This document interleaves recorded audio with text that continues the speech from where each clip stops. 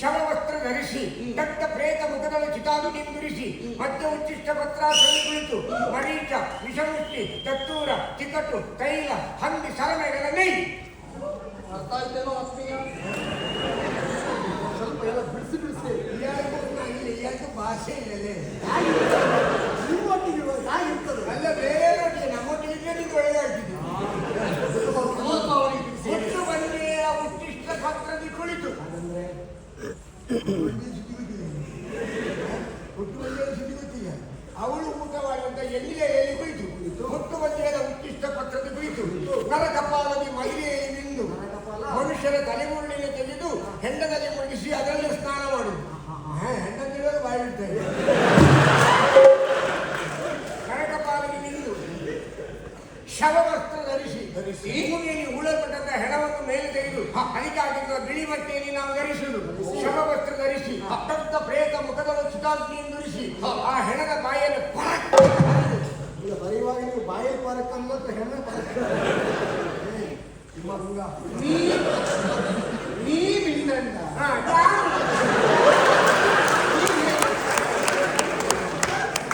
ಹೊರಕ್ಕನೆ ಧರಿಸಿ ಅದರ ಬಾಯಲ್ಲಿ ಅಗ್ನಿಗುಂಡವಾಗಿರಿಸಿ ಇದಿಷ್ಟೆಲ್ಲ ಸಾಮಗ್ರಿಗಳನ್ನು ಹಾಕುದು.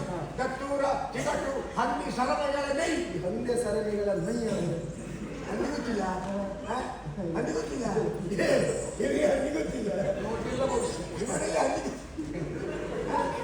ಹಂದಿ ಸರಮೆಗಳ ಹಂದಿ ಇಲ್ವಾ? ಅದು ಊರಿನ ಹಂದಿಯಲ್ಲ, ಕಾಡಿನ ಹಂದಿ ಗೊತ್ತಿಲ್ವಾ?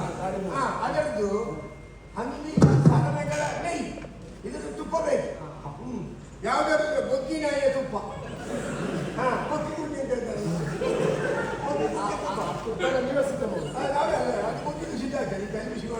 ಇದನ್ನೆಲ್ಲ ಈಗೆಲ್ಲ ಅರ್ಚಿಸಿದಾಗ ನಾವು ಬೇಕಾದಂತ ಶಕ್ತಿ ದೇವತೆಗಳು ಒಲಿ ಬರುತ್ತದೆ. 28 ಯೋಗಿನಿಯರು, 38 ಘಟ್ಟಾಗರಣ, 100 ಭೈರವ, ಚಂಡಭೀಷಣ ಭೈರವ, ಉನ್ಮತ್ತ ಭೈರವ, ಕೊನೆಗೆ ನಮ್ಮ ಕುಟ್ಟಿಚಾತರ ಬರುವುದು. ಕುಟ್ಟಿಚಾತರ ಬಂದ ಮೇಲೆ ವಶೀಕರಣ, ನವೀಕರಣ, ಪೀಠೋಪಕರಣ, ಯಂತ್ರೀಕರಣ, ಹೆದ್ದಾರೆಲ್ಲ ಹೋಗಿದೆ. ನೀವು ಬರುವುದಾದ್ಮೇಲೆ ನಿಮಗೆ ಅಧಿಕಾರ ಬರ್ತದೆ. ಕರ್ಮ ಆದರೆ ನಮ್ಮದೆಲ್ಲ ಇದನ್ನೆಲ್ಲ ಮಾಡಿದಾಗ ಬೇಕಾದ ಶಕ್ತಿಗಳು ನಮಗೆ ಒದಗಿ ಬರ್ತದೆ. ಅದಕ್ಕೆ ಬೇಕಾದ ಮಾತ್ರ ಮಂತ್ರ ಯಂತ್ರ ಕುತಂತ್ರ ಎಲ್ಲವನ್ನೂ ನಾವು ಮಾಡ್ತೇವೆ. ಹಾಗೆ ನೀವು ದೊಡ್ಡ ಮಂತ್ರವಾದಿಗಳ ದೊಡ್ಡದಲ್ಲ, ಭಯಂಕರ ಮಂತ್ರ,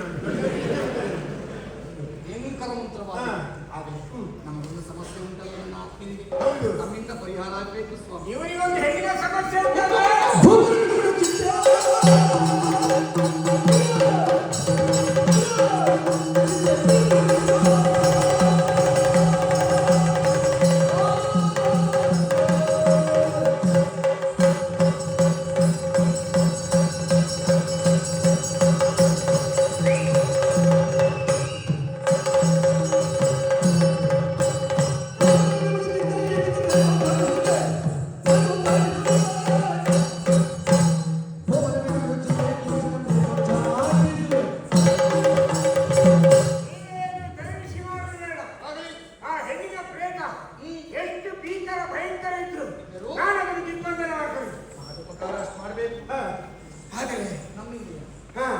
ದಿಗ್ಬಂಧನ ಮಾಡುವಷ್ಟು ಸುಲಭ ಅಲ್ಲ.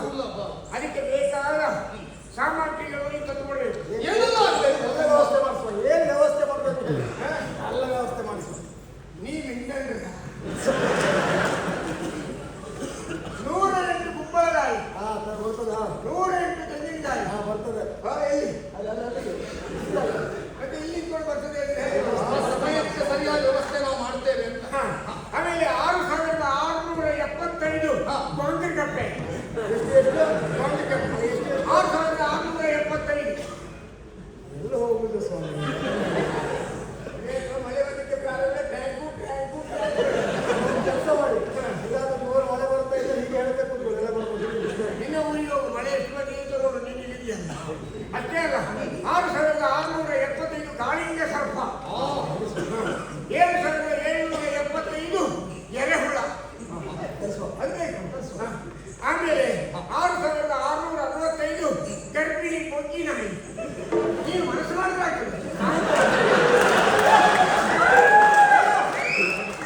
ಒಗ್ಗಿನಾಗಿ ಬೇಕಂತ ಗರ್ಭಿಣಿ ಅಂತ ವ್ಯವಸ್ಥೆ ಮಾಡಿಸಿ. ವ್ಯವಸ್ಥೆ ಮಾಡುವ ಯೋಗ್ಯತೆ ನನಗೆ